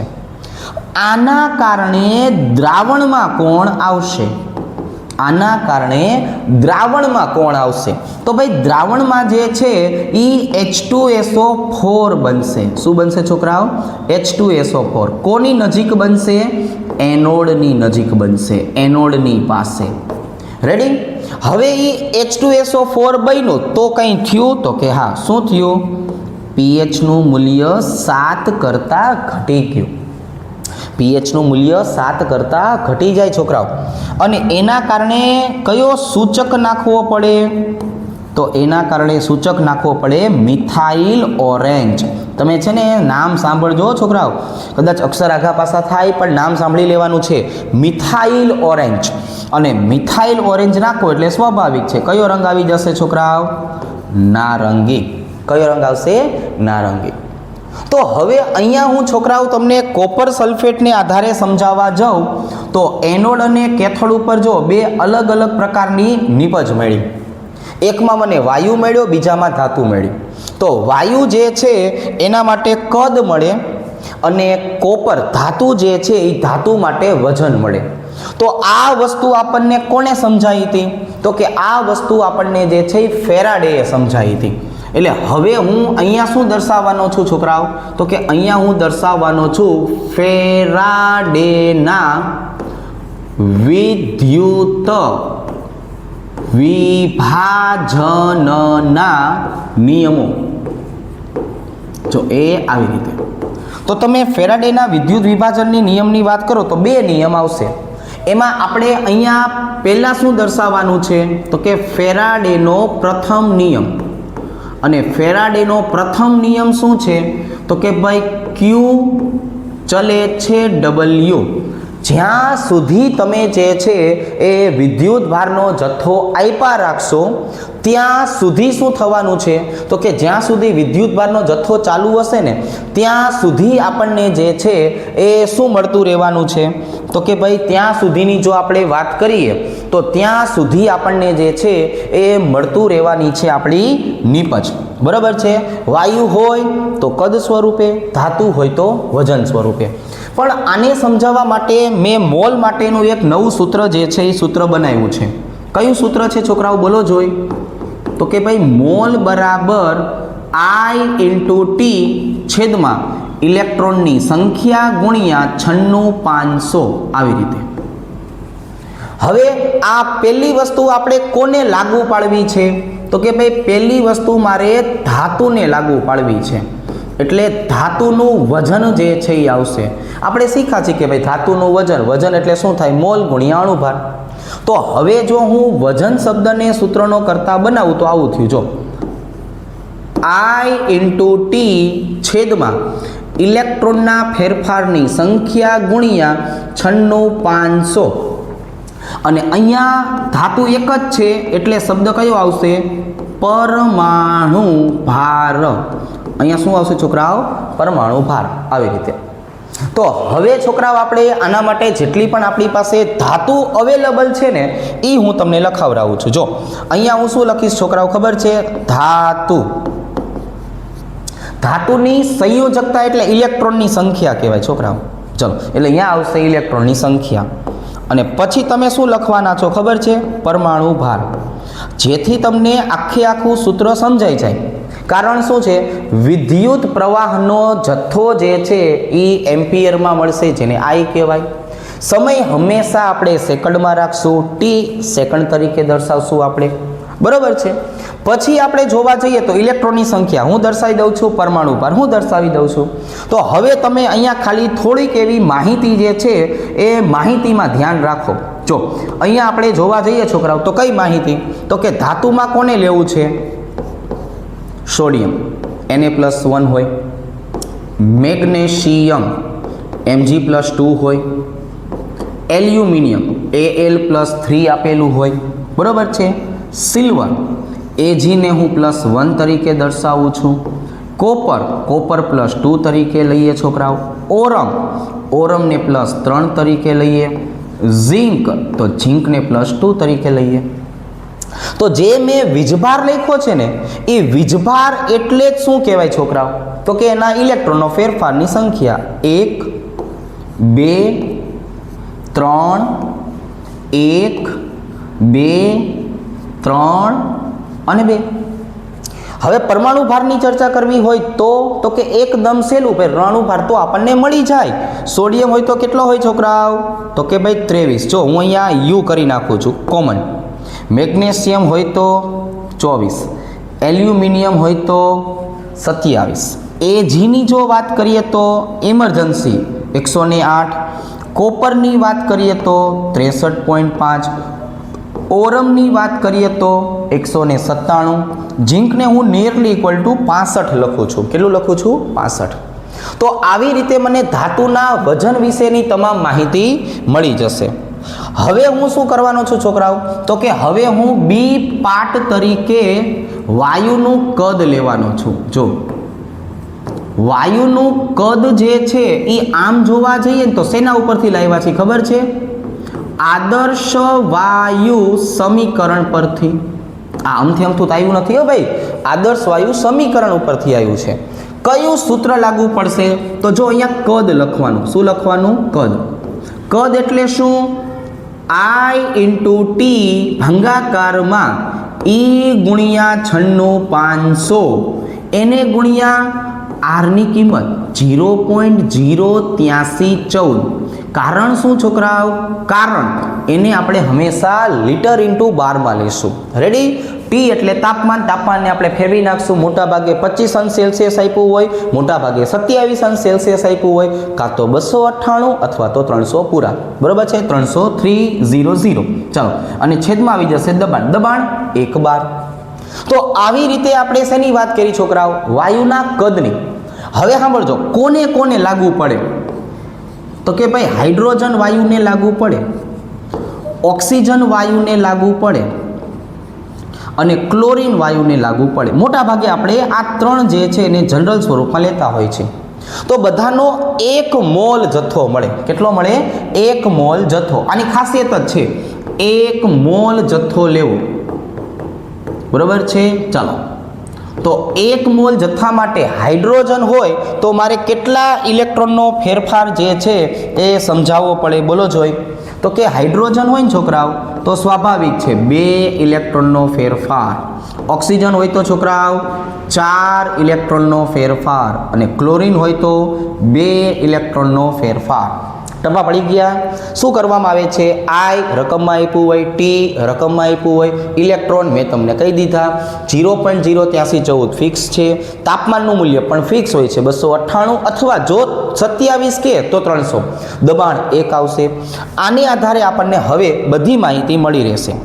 પણ આમાં હજુ એક જે છે એ ફેરફાર જોવા પડશે. એક ફેરફાર કયો? તો કે ભાઈ આની કોષ ક્ષમતા આવશે. શું આવશે? કોષ ક્ષમતા. હવે જો આપણે કોષ ક્ષમતાની વાત કરીએ ને છોકરાઓ તો એને કઈ રીતે દર્શાવશું? આમ તો સૂત્ર આવું છે. કયું છે ભાઈબંધ? પ્રાયોગિક વજન છેદમાં સૈદ્ધાંતિક વજન.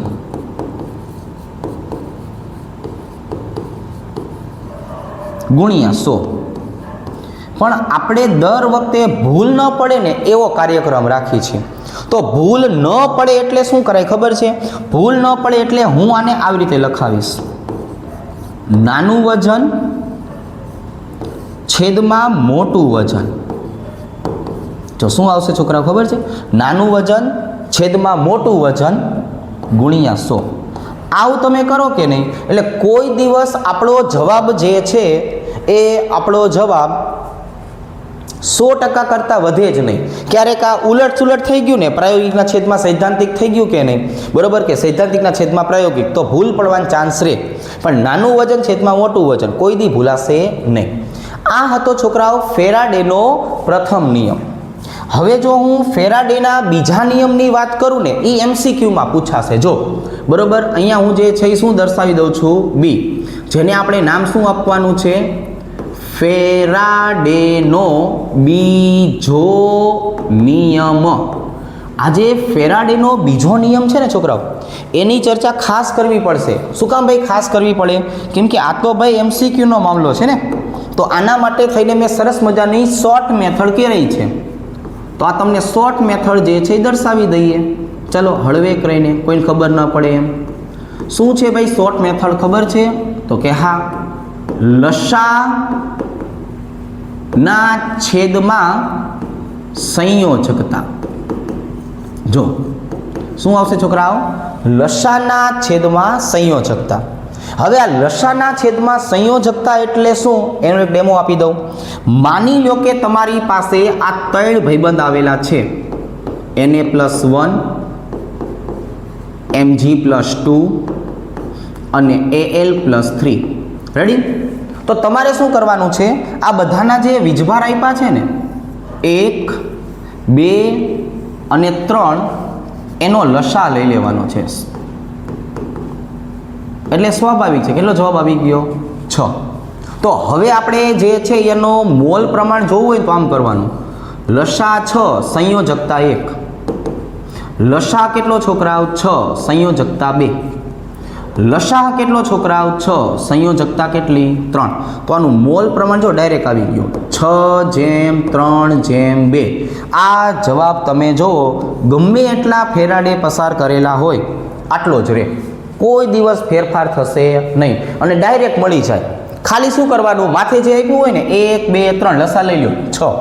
એટલે સંયોજકતા છે લસાના છેદમાં સંયોજકતા, લસાના છેદમાં સંયોજકતા, લસાના છેદમાં સંયોજકતા. આવી રીતે આપણને જે છે એ આ વસ્તુ મળી શકે છે. હવે તો કે હવે છોકરાઓ આપણે પાછા થોડાક એવા આગળ વધીએ અને હવે આગળ વધ્યા પછી શું કરશું? જો તમે પહેલાં જરાક આનો ફોટો પાડી લો, હું આને જે છે ઇરેઝ કરી દઉં છું. તો હવે છોકરાઓ આપણે આગળ વધીને શું કરશું? તો કે હવે આપણે છે ને અવરોધ છે, અવરોધકતા છે, બરોબર છે, વિશિષ્ટ વાહકતા છે, વાહકતા છે, આ બધાની જે છે ને ચર્ચા કરીએ. તો આ બધાની ચર્ચામાં આપણને જે છે એ એક નાનકડું એવું સરસ મજાનું કોષ્ટક મળી જશે. બરોબર? ચાલો તો અહીંયા જે ઉપયોગી છે ને એ લખશું આપણે. હું અહીંયા લખું છું ઘટક. અહીંયા છોકરાઓ આપણે જે છે એના માટેનું સૂત્ર દર્શાવશું. સૂત્ર પછી અહીંયા એનો એકમ દર્શાવશું. બરોબર? પહેલાં આપણે આટલું કામ કરીએ, પછી બાકીનું જે છે એ જોયું જાય છે. ઘટક કોણ છે છોકરાઓ? તો કે અવરોધ. તો અહીંયા આપણે શું લખી નાખશું? R બરાબર, જો અવરોધ R ની વાત કરીએ તો અવરોધ R બરાબર શું લખી શકાય? ρ L/A. ખ્યાલ આવી ગયો? પછી છોકરાઓ શું આવશે? તો કે એનો એકમ. તો કે ભાઈ અવરોધનો એકમ કયો થાય? ઓહમ. બરોબર છે? ટોપી પહેરાવી દેવાની વાત છે અહીંયા. ઓહમ એટલે ટોપી. ચાલો હવે બીજા નંબરે કોણ આવશે છોકરાઓ? વાહકતા. વાહકતાની જો આપણે વાત કરીએ તો એને શેના તરીકે દર્શાવશું? G. તો કે વાહકતા એટલે શું? તો કે 1/R. કેમેસ્ટ્રીમાં આપણે આવી રીતે લેતા હોઈએ છીએ. અવરોધનું ઊંધું કરવાનું છે છોકરાઓ, 1/ઓહમ. ઓહમ ઇનવર્સ, મોહ કે ધાગે અને સાયમન્સ. આ બધાના એકમ થઈ ગયા, બધાના એકમો. બરોબર? આપણે એવો મગજમારી કરવી નથી. પછી છોકરાઓ કોણ આવશે? વિશિષ્ટ વાહકતા. કોણ આવશે છોકરાઓ? વિશિષ્ટ વાહકતા જે છે એની ચર્ચા કરશું. કઈ રીતે વિશિષ્ટ વાહકતા દર્શાવી શકાય? કે બરાબર શું થાય? G × G star. આવી રીતે. જીનો મતલબ શું હતો છોકરાઓ? 1/R. G સ્ટાર એટલે શું થાય? L/A, જેને આપણે કોષ અચળાંક તરીકે ઓળખીએ. બરાબર છે? ચલો તો અહીંયા 1/R એટલે એનો એકમ તો આપણને મળી ગયો. કયો છે? સાયમન્સ. સેન્ટીમીટરના છેદમાં સેન્ટીમીટરનો વર્ગ. એટલે અહીંયા શું આવી જાય છોકરાઓ? તો કે ભાઈ વર્ગ છે એટલે સાયમન પ્રતિ સેન્ટીમીટર. મીટરમાં લેવું હોય તો સાયમન્સ મીટર ઇનવર્સ. બરાબર છે, પણ મોટા ભાગે આપણે જેમાં પ્રિફર કરતા હોઈએ છીએ એ જ રાખશું. હવે આના પછી આવશે છોકરાઓ મોલર વાહકતા. કોણ આવશે છોકરાઓ? મોલર વાહકતા. મોલર વાહકતાની જો આપણે વાત કરીએ તો એને લેમ્બડા એમ તરીકે દર્શાવશું. બરોબર છે, લેમ્બડા એમ એટલે કોણ? તો કે કે ગુણ્યા 1000 ભાગાકારમાં સાંદ્રતા. તો આના જો આપણે એકમની વાત કરીએ તો સાંદ્રતા જે છે એ મોલ પ્રતિ લીટર હોય. લીટરને મેં રૂપાંતર કરતા તમને શીખડાવેલું છે, બરાબર, સેન્ટીમીટર ઘન તરીકે. પણ અહીંયા જો બધી વસ્તુને ધ્યાનમાં રાખીએ તો આવું આવશે: સાયમન્સ સેન્ટીમીટર વર્ગ મોલ ઇનવર્સ. જો અહીંયા આપણને એકમ આવો મળશે. રેડી? ચાલો એના પછીની ચર્ચા કરીએ તો છોકરાઓ, તો કે એના પછીની ચર્ચા કરીએ તો અહીંયા જોવા મળશે વિયોજન અંશ. શું જોવા મળશે? વિયોજન અંશ જોવા મળશે. એટલે કોણ? તો કે આલ્ફા. આલ્ફા બરાબર કોણ? લેમ્બડા એમના છેદમાં lambda 0m. Lambda 0m coming સોન અહીંયા આપણે દર્શાવીએ છીએ. ચાલો, અને એના પછી છેલ્લે કોણ આવશે છોકરાઓ? તો કે છેલ્લે આવે છે વિયોજન અચળાંક. કોણ આવશે? વિયોજન અચળાંક. કોણ છે ભાઈ વિયોજન અચળાંક? કે એ બરાબર છોકરાઓ alpha square into C 1 minus alpha. સાંદ્રતાની સાપેક્ષમાં એકમ દર્શાવવો હોય તો દર્શાવી શકાય. હવે આપણે પાછી વાત કરીએ, જો લેમ્બડા 0m, તો અહીંયા જે આપણને મળે છે ને લેમ્બડા 0m, આને છોકરાઓ બોલવામાં આવે છે અનંત મંદને મોલર વાહકતા. બીજું આનું નામ લખવું હોય તો શું કહેવાય છોકરાઓ? તો કે જો આપણે બીજું આનું નામ લખવું હોય કે નહીં તો એને કહેવાય સીમિત મોલર વાહકતા. શું બોલાય છોકરાઓ? સીમિત મોલર વાહકતા જે છે એના તરીકે દર્શાવી શકાય. આયનો ઉપર આધારિત છે. કોહલ-રોસના નિયમની આપણે વાત કરશું ને એને આધારે આપણને જે છે એ જોવા મળશે. બરોબર, એટલે અહીંયા હું શું લખી નાખું છું છોકરાઓ? કોહલ-રોસનો નિયમ જે છે એ દર્શાવું છું. એને આધારે આ વસ્તુ જોવા મળશે. પણ પહેલાં અહીંયા આપણે ડેમો લઈએ કે ફોર એક્ઝામ્પલ મારે લેમ્બડા 0 NaCl નું મૂલ્ય જોઈ છે. તો આયનનો બેઝિક સરવાળો છે. બેઝિક સરવાળો એટલે શું? તો કે સ્મોલ લેમ્બડા 0 Na પ્લસ વત્તા સ્મોલ લેમ્બડા 0 Cl માઇનસ. પણ આપણે શબ્દ કયો વાપર્યો તો? બેઝિક. તો બેઝિકની આપણે વાત કરીએ ને છોકરાઓ, બરોબર, તો આવી રીતે એક ઉદાહરણ લખીએ. જો લેમ્બડા 0 કેલ્શિયમ ક્લોરાઇડ. તમને કેલ્શિયમ ક્લોરાઇડ લખાવીશ ને એટલે બધું આવડશે. કઈ રીતે? તો કે જો ભાઈ આની આપણે વાત કરીએ તો અહીંયા કેલ્શિયમ એક જ છે એટલે નાનો લેમ્બડા 0 Ca+2, પણ અહીંયા ક્લોરીનની સંખ્યા 2 છે એટલે શું લખાય? 2 લેમ્બડા 0 Cl માઇનસ. હવે આ તો એક અણુ માટેની વાત કરી કે સીમિત મોલર વાહકતા આવી રીતે મળે. કોઈ એક નિર્બળ વિદ્યુત વિભાજ્યની આપણે વાત કરવી હોય અને એના માટે થઈને સીમિત મોલર વાહકતા જોતી હોય તો ઘટક આયનો જે છે એને ધ્યાનમાં લેવા પડે. ઘટક આયનો એટલે એનું સમીકરણ લખવાનું. જો ફોર એક્ઝામ્પલ CH3COOH, આની પ્રક્રિયા NaCl સાથે કરવાની. એટલે એમાંથી શું મળી જશે છોકરાઓ? તો કે જો એમાંથી આ મળશે CH3COO માઇનસ Na પ્લસ વત્તા તો કે હાઇડ્રોજન ક્લોરીન સાથે જોડાય એટલે શું બની જાય? HCl. બરાબર, શું બની જશે છોકરાઓ? HCl. હવે આમાંથી તમારે કોની કિંમત ગોતવી છે? તો કે ભાઈ મારે એસિટિક એસિડની કિંમત ગોતવી છે. તો હું એસિટિક એસિડની જો સીમિત મોલર વાહકતા નક્કી કરવા જાઉં ને છોકરાઓ તો આવી રીતે આવશે. જો કેમ? જે જોઈ છે ને એને શું કરવાનું? તો કે ભાઈ લેમ્બડા 0 એસિટિક એસિડ બરાબર. હવે આ લાલાને આપણે બરાબરની ઓલી બાજુએ મૂકી આવશું તો શું બન્યું? તો જો આવું બન્યું છોકરાઓ, lambda 0 CH3COO minus Na plus વત્તા શું આવશે છોકરાઓ? તો કે ભાઈ વત્તા આવશે લેમ્બડા 0 HCl. અને આ ભાઈબંધને બરાબરની ઓલી કોર મૂકી આવ્યા હતા ને એટલે શું થયું તો કે જો એટલે માઇનસ થયું, માઇનસ લેમડા 0 NaCl. અને બીજા નંબરની જો વાત કરીએ તો એક વસ્તુ ફિક્સ હોય છે. કઈ એક વસ્તુ ફિક્સ હોય છે ખબર છે? આની કિંમત જોવા જઈએ તો ઘણી બધી વખત દાખલામાં પૂછાય છે. 390.5 સાયમન સેન્ટીમીટરનો વર્ગ મોલ ઇનવર્સ. આ આપણું જે છે એ છોકરાઓ એસિટિક એસિડનું મૂલ્ય થઈ ગયું. હવે તો કે હવે આ વસ્તુનો પહેલાં તમે સ્ક્રીનશોટ લઈ લ્યો. હવે હું તમને શું સમજાવીશ ખબર છે છોકરાઓ? કોહલ-રોસનો નિયમ જે છે ને એના આધારે આપણે જુદા જુદા સંબંધોની વાત કરીએ. જો આવી રીતે પહેલાં આપણે હેડિંગ મારી દઈએ. કોહલ-રોસનો નિયમ. તો એનો નિયમ આપણને સીમિત મોલર વાહકતા અને મોલર વાહકતા વચ્ચેનો સંબંધ દર્શાવે. કઈ રીતે છોકરાઓ ખબર છે? સંબંધ દર્શાવશે આવી રીતે. લેમડા એમ બરાબર lambda 0 m minus a into √c. આ સાંદ્રતા થઈ.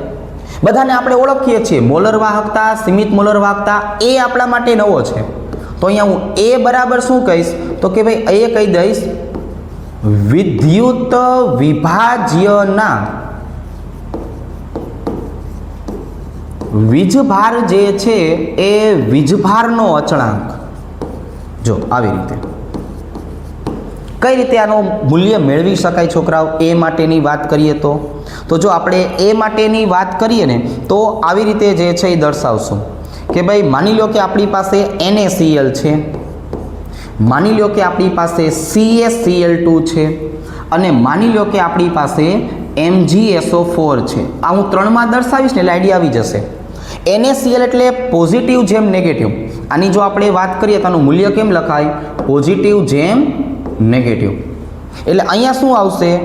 1:1. બેયનું મૂલ્ય સરખું છે, +1 -1 આવી રીતે છોકરાઓ. આની જો આપણે વાત કરીએ તો 2:1 +2 અને -1. અહીંયા બેઝિક નથી કરવાનું, અહીંયા ક્લોરીન એટલે -1 એટલું. અને અહીંયા શું આવી જશે? 2:2. જો તો આ ચર્ચા આપણે કોની કરી? એ માટેની. પણ હવે મારે આને જે છે એ સુરેખ રેખા સમીકરણ સાથે સરખાવવું હોય તો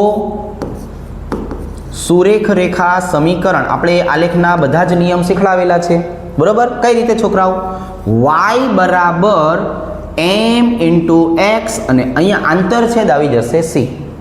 તો હવે જો છોકરાઓ તમે આનો આલેખ દોરવા જાઓ તો આપણને આલેખ કઈ રીતે મળશે તો કે જો આલેખ બે રીતે મળશે. તમે આનો આલેખ દોરવા જાઓ તો આલેખ બે રીતે મળશે. આમ 0 y x. હવે છોકરાઓ મારે અહીંયા y અક્ષ ઉપર જે છે એ શું લેવાનું છે તો કે જો એના માટે મારે લેમડા m લેવાનું છે અને x અક્ષ ઉપર શું લેવાનું છે છોકરાઓ? વર્ગમૂળમાં સાંદ્રતા લેવાની છે.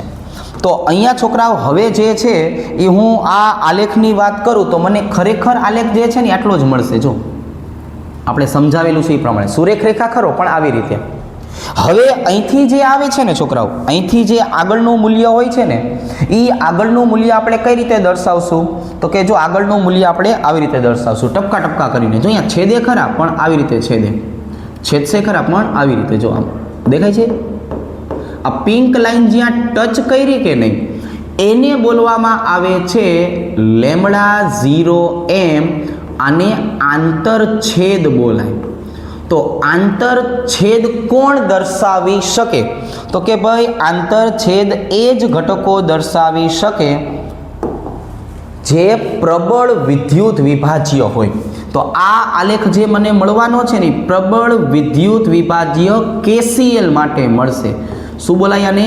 પ્રબળ વિદ્યુત વિભાજ્ય, બરોબર? આને બોલાય પ્રબળ વિદ્યુત વિભાજ્ય. હવે છોકરાઓ જો બીજા નંબરની વાત કરીએ તો નિર્બળ લેશો ને તો નિર્બળનો આલેખ આવો વક્ર મળી જશે. કેવો મળી જશે? વક્ર. તો આ આલેખ મને કોના માટે મળે છે? એસિટિક એસિડ માટે મળે છે. તો આ એસિટિક એસિડ કોણ છોકરાઓ? નિર્બળ વિદ્યુત વિભાજ્ય કહેવાય. શું કહેવાય આને? નિર્બળ વિદ્યુત વિભાજ્ય. આ નિર્બળ વિદ્યુત વિભાજ્ય જે છે એની વાત કરીએ તો એ કોઈ દિવસ આપણને સુરેખ આલેખ આપી શકવાના નથી. તો કયા કયા સુરેખ આપે ને કયા કયા વક્ર આપે એની આપણે વાત કરીએ. જો અહીંયા હું તમને શું દર્શાવું છું ખબર છે? પ્રબળ વિદ્યુત વિભાજ્ય. કોણ? તો કે જેમના આલેખ સુરેખ બનવાના છે સીધી લીટીમાં. કયા કયા ઘટકો આવા સીધી લીટીમાં આવી શકશે? તો કે દરેક પ્રબળ, NaCl હોય, KCl હોય, HCl હોય, બરાબર, H2SO4 હોય છોકરાઓ, અને ક્ષાર કોઈ પણ હોય. જો હું અહીંયા ક્ષાર લખીશ ને તો એ જો એસિટિક એસિડ નથી લખતો, સોડિયમ એસિટેટ લખું છું. ક્ષાર હંમેશા પ્રબળ વિદ્યુત વિભાજ્ય તરીકે જ વર્તે. પછી કોણ આવશે ખબર છે? પછી આવશે નિર્બળ વિદ્યુત વિભાજ્ય. હવે જો નિર્બળ વિદ્યુત વિભાજ્ય હોય તો આમના આલેખ કેવા મળશે ખબર છે? વક્ર મળશે. કેવા મળશે છોકરાઓ? વક્ર. કોના કોના આલેખ તમને વક્ર મળી શકે? તો કે ભાઈ આપણે વાત કરીએ ને તો જો HCl નિર્બળ હોય, એમોનિયમ હાઇડ્રોક્સાઇડ નિર્બળ હોય, અત્યારે આપણે દર્શાવ્યું એ એસિટિક એસિડ નિર્બળ હોય, ફિનોલ નિર્બળ હોય, બેન્ઝોઇક એસિડ નિર્બળ હોય, બરાબર છે, ફોર્મિક એસિડ નિર્બળ હોય. આવી રીતે તો આટલા ઘટકો પ્રબળ, આટલા ઘટકો નિર્બળ. કોનો આલેખ સુરેખ મળે, કોનો આલેખ જે છે એ નિર્બળ મળે, આને આધારે સમજાવી શકાય. બરાબર, તમે સ્ક્રીનશોટ લઈ લ્યો. હવે આપણે જે છે છોકરાઓ આનો છેલ્લો ટોપિક લઈએ, બેટરી. હવે આપણે છોકરાઓ વાત શેની કરવાની છે? તો કે ભાઈ બેટરીની વાત કરવાની છે. બેટરી એટલે કોણ છોકરાઓ? પાવર. બરાબર, સેલ, પોટેન્શિયલ ઉત્પન્ન કરનાર, પોટેન્શિયલ ઉત્પન્ન કરનાર. ચલો જો, તો હવે આની અંદર કયા કયા મુદ્દાઓ જે છે એની આપણે ચર્ચા કરી શકાય?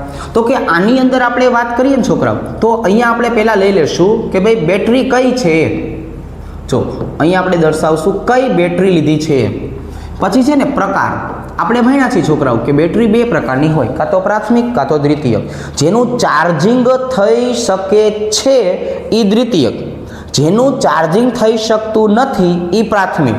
બરાબર, ચાલો એના પછી તો કે એના પછી આમાં એનોડ કોને લીધો છે તમે? એના પછી તમે કેથોડ કોને લીધો છે? એના પછી દ્રાવણ.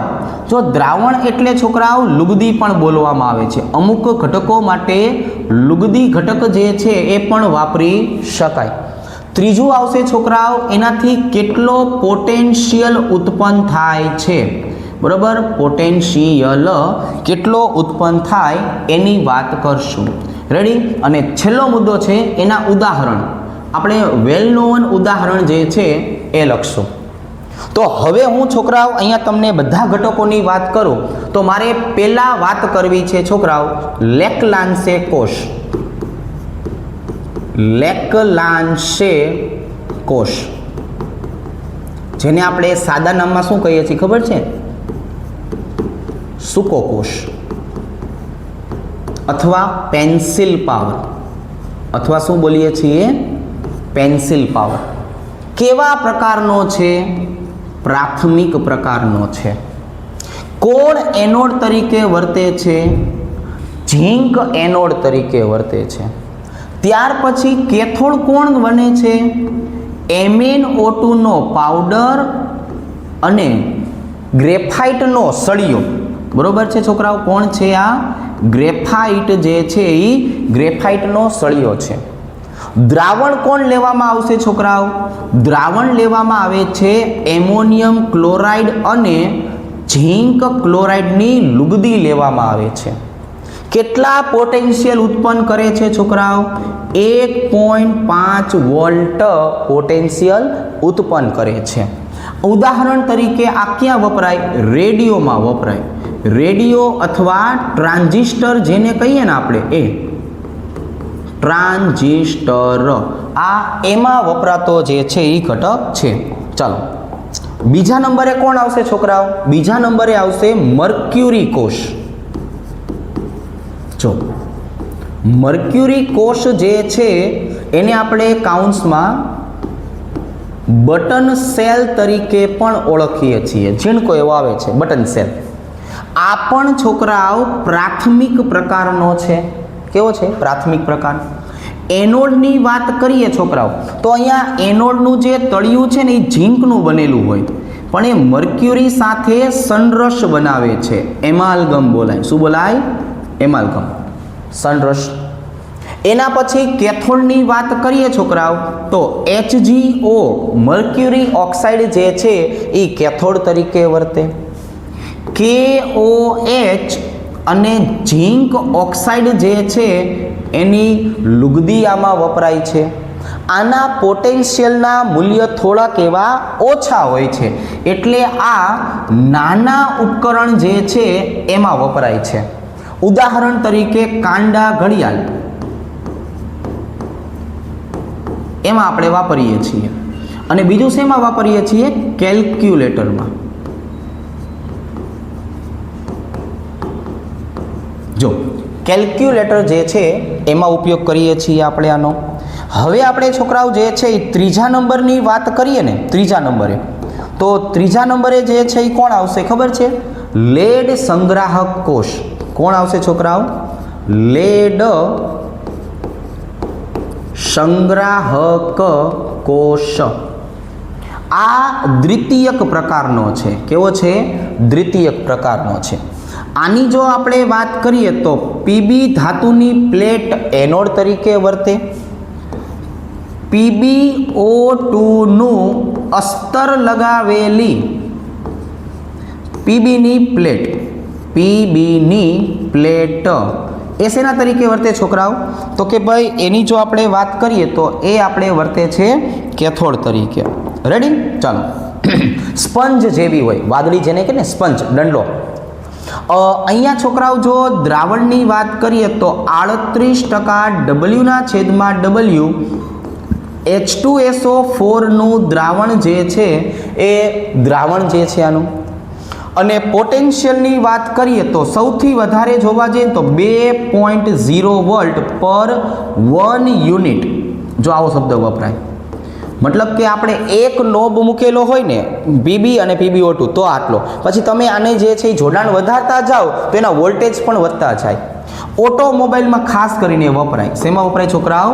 ઓટોમોબાઈલ જે છે એની અંદર. ઓટોમોબાઈલનો મતલબ શું થયો છોકરાઓ? એક્ટિવા છે, બાઇક છે, ગાડી છે, ટ્રેક્ટર છે, એ બધાની જે છે એ બેટરી જે હોય ને એ ખાસ કરીને તમે ઓલી પાઉંભાજી ખાવા જાઓ ને લારી ઉપર, ત્યાં જે છે આવી બેટરી પડી હોય અને બે ચપલા આમ જોડે કે નહીં એટલે સીધી ટ્યુબલાઇટ ચાલુ. આ ઈ માટેની પણ વાત કરી શકાય. પણ અહીંયા હું પાઉંભાજીની લારી લખીશ તો થોડું ખરાબ લાગશે, એટલે અત્યારે નથી લખતો. હવે છોકરાઓ જે છે એ કોની વાત કરશું છોકરાઓ આપણે? તો કે ભાઈ હવે આપણે વાત કરવી છે આના પછી નિકલ કેડમિયમ સંગ્રાહક કોષ. નિકલ કેડમિયમ સંગ્રાહક કોષ. આ આમ જોવા જઈએ તો બહુ ચર્ચા કરવા જેવી વસ્તુ નથી. શું કામ? જો છે દ્વિતીયક પ્રકારનો. કેડમિયમ જે છે એ કેડમિયમ વપરાશે આના તરીકે, નિકલ વપરાશે કેથોડ તરીકે. પણ લેડ સંગ્રાહક જેવો જ છે. લેડ સંગ્રાહક જેવો જ છે. વધારાની માહિતી નથી લખતા, થોડો કોસ્ટલી પડે છે. બરોબર છે? આપણે સાદી ભાષામાં કહીએ ને મોંઘો છે. કેવો છે છોકરાઓ? મોંઘો છે. આ તો બહુ મોંઘો, એમ આ મોંઘો પડે. વૈજ્ઞાનિકો ભલે વાપરતા, આપણે બહુ માથાકૂટમાં પડવું નથી. હવે જુઓ છોકરાઓ, હવે એના પછી આવશે કોણ? હાઇડ્રોજન બળતણ કોષ. હાઇડ્રોજન બળતણ કોષ. હાઇડ્રોજન બળતણ કોષનો જો પ્રકાર જોવા જઈએ ને તો એનો પ્રકાર આપણે આમ પ્લાન્ટ તરીકે દર્શાવાય. શેના તરીકે દર્શાવાય? પ્લાન્ટ બનાવી શકાય એનો. બરોબર છે? હાલો, હવે અહીંયા એનોડ તરીકે કોણ આવશે? હાઇડ્રોજન વાયુ આવશે. કેથોડ તરીકે કોણ આવશે? ઓક્સિજન વાયુ જે છે એ આવશે. રેડી? દ્રાવણ તરીકે કોણ આવશે છોકરાઓ ખબર છે? સાંદ્ર NaOH નું દ્રાવણ. મતલબ પ્રક્રિયા તો પાણીની જ થાય, અને અહીંયા છે ને એમનેમ ન થાય પાછું. પ્લેટિનમ અથવા તો પેલેડિયમ ધાતુ જે છે ને એનો ભૂકો લેવામાં આવે છે ઉદ્દીપક તરીકે. આનો ભૂકો શેના તરીકે વપરાય ખબર છે? ઉદ્દીપક તરીકે વપરાય. પાણીની જ પ્રક્રિયા થાય છે એટલે સ્વાભાવિક રીતે પોટેન્શિયલનું મૂલ્ય બહુ ઓછું આવશે. 1.23 વોલ્ટ. કેટલું આવશે છોકરાઓ? 1.23 વોલ્ટ. રેડી? અને હજુ આપણે આનો જે છે એ ઉપયોગ જેટલે સક્સેસ નથી થઈ ગયા, પણ અમેરિકાવાળાએ કર્યું હતું.